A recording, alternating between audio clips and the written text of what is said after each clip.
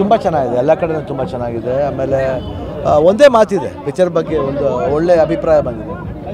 ಎಲ್ಲ ಕಡೆ ಕಲೆಕ್ಷನ್ಸು ಚೆನ್ನಾಗಿದೆ. ಆಮೇಲೆ ಥಿಯೇಟ್ರಿಗೆ ಜನ ಬರ್ತಾ ಇದ್ದಾರೆ ಅನ್ನೋದನ್ನ ಒಂದು ಮಾತು ನಿಜ ಮಾಡಿದೆ.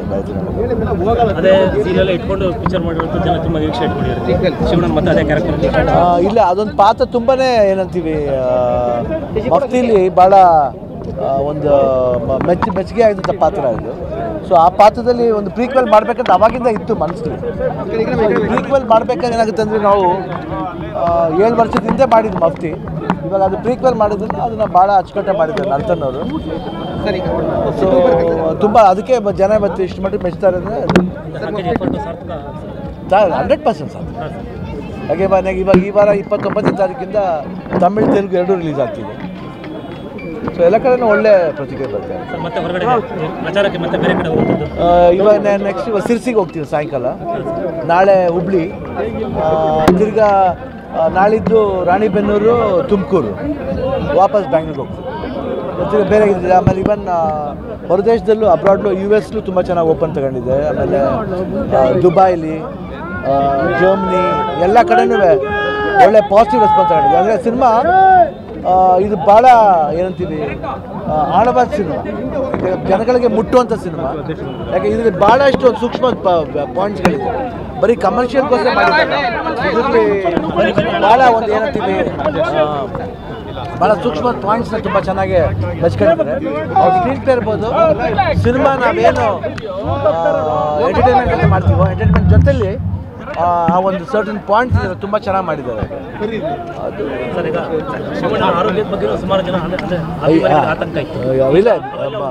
ಇಲ್ಲ, ಇವಾಗ ಸ್ವಲ್ಪ ಸುಧಾರಿಸಿದೆ. ಇನ್ನೊಂದು ಆಪ್ರೇಷನ್ ಇದೆ, ಅದು ನೆಕ್ಸ್ಟ್ ಮಂತ್ US ಹೋಗ್ತಿದ್ವಿ. US ಗೋಟ್ ಬಂದಮೇಲೆ ಇವಾಗ ಆಯಿತು, ಚೆನ್ನಾಗಿ ಇವಾಗ ಪರವಾಗಿಲ್ಲ, ಒಂದು ಲೆವೆಲ್ ಸುಧಾರಿಸಿದೆ. ನೆಕ್ಸ್ಟ್ ಮಂತ್ ಒಂದು ಆಪ್ರೇಷನ್ ಒಂದಿದೆ US-ಗೆ. ಅದು ಗೋಟ್ ಬಂದಮೇಲೆ ಜನವರಿಯಿಂದ ವಾಪಸ್ ತಿರ್ಗಾ ನೆಕ್ಸ್ಟ್ ಪ್ರಾಜೆಕ್ಟ್ 45 ಮುಗಿದಿದೆ. ಅದು ರಿಲೀಸ್ ರೆಡಿ ಇದೆ, ರಿಲೀಸ್ ಬರ್ತಾ ಇದೆ. ನೆಕ್ಸ್ಟ್ ಇಯರ್ ಬರುತ್ತೆ. ನೆಕ್ಸ್ಟ್ ನಮ್ಮದು ಇನ್ನೊಂದು 131 ಸಿನಿಮಾ ಹೆಸರಿಟ್ಟಿಲ್ಲ, ಅದು ನಡೀತಾ ಇದೆ.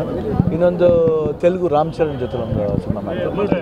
ನಮ್ಮದೇ ಹೋಮ್ ಪ್ರೊಡಕ್ಷನ್ದು ಒಂದು ಆನಂದ್ ಅಂತ, A for ಆನಂದ್ ಅಂತ ಒಂದು ರಿಜಿಸ್ಟರ್ ಮಾಡಿದೆ. ಅದೊಂದು ಮಕ್ಕಳ ಚಿತ್ರ, ಒಂದು ವಿಭಿನ್ನವಾಗಿರುತ್ತೆ. ನಮ್ಮ ಸಂಸ್ಥೆಯಲ್ಲಿ ಯಾವಾಗಲೂ ವಿಭಿನ್ನ ಮಾಡಬೇಕು ಅಂತ ಆಸೆ.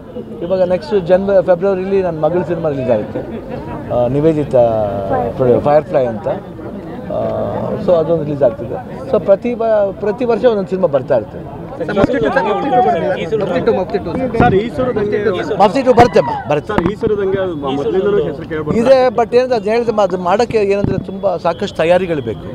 ಅದು ಡೈರೆಕ್ಟ್ರಿಗೂ ಮಾತಾಡಿದ್ದೀವಿ, ಅದು ಸಾಕಷ್ಟು ತಯಾರಿಗಳು ಬೇಕು. ಯಾಕಂದ್ರೆ ಮಾಡಬೇಕಾದ್ರೆ ಅಥೆಂಟಿಕಾಗಿ ಮಾಡಬೇಕು, ಸುಮ್ಮನೆ ಏನು ತಮಾಷೆಗೆ ಮಾಡೋದಲ್ಲ. ಯಾಕಂದರೆ ಹಿಸ್ಟ್ರಿ ಆಗಿರೋದ್ರಿಂದ ಅದನ್ನು ಭಾಳ ಅಚ್ಚುಕಟ್ಟಾಗಿ ಮಾಡಬೇಕು. ಬಟ್ ಮಾಡ್ತೀವಿ, ಖಂಡಿತ ಮಾಡ್ತೀವಿ. ಶಿವಣ್ಣ ಅಂದ್ರೆ ಒಂದು ಎನರ್ಜಿ. ಆಯ್ತು.